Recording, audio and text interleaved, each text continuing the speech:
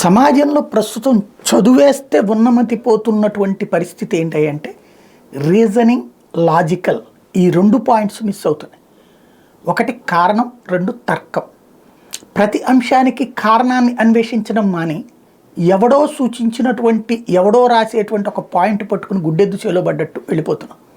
ప్రతి అంశంలో అదే జరుగుతుంది. భారతదేశం అంతా వేస్ట్రా అనగానే ఎస్ అవును, దాని చుట్టూ మనం తర్కం నిర్మించుకుంటున్నాం. అదే సందర్భంలో మనం ఎందుకు వేస్ట్ అవుతాం అనే తర్కాన్ని, అనే కారణాన్ని అన్వేషిస్తే అసలు విషయం తెలుస్తుంది.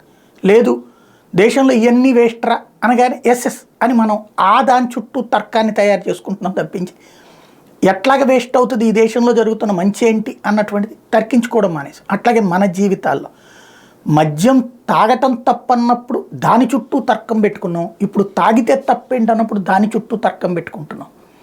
అట్లాగే మనం హోటల్ ఫుడ్ల మీద ఎందుకు బ్రతకాలి అనుకున్నప్పుడు ఒక తర్కం, అలాగే మహిళల స్వేచ్ఛ అన్నప్పుడు ఒక తర్కం. ఇంతే తప్పించి నిర్భయంగా నిర్మోహమాటంగా మాట్లాడుకోవడం మానేసాం.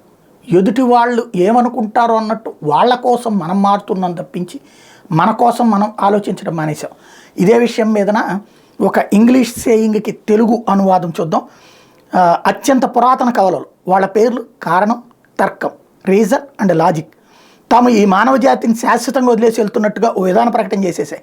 మానవ జాతి పురోగతికి మూలమైన ఈ ఇద్దరు తమ 1000 ఏళ్ల విశిష్ట ప్రయాణానికి ముగింపు పలికేశారు.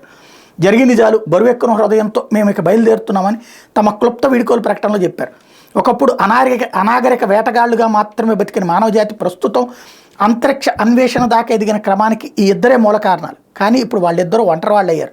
భ్రమలు, గుడ్డి విశ్వాసాలను అనుసరిస్తూ మనుషులు మిమ్మల్ని విడిచిపెట్టినట్టుగా అనిపిస్తోంది. ఇప్పుడు ఇక మాకు చోట్లేదనే సత్యాన్ని గ్రహించాం.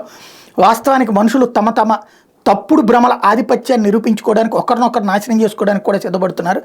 ఇక మాకు ఇక్కడ పని లేదు, మా ఉనికి అసంబద్ధంగా మారిపోయిందంటూ వాళ్ళు ప్రకటనలో వివరించారంటే ఒక వెటకారంతో కూడినటువంటి పొజిషన్. ఎందుకంటే మనం రీజనింగ్ మానేసి గుడ్డెద్దు చేలో పడ్డట్టు ప్రయాణిస్తున్నటువంటి వేళ చర్చించాల్సిన అంశం.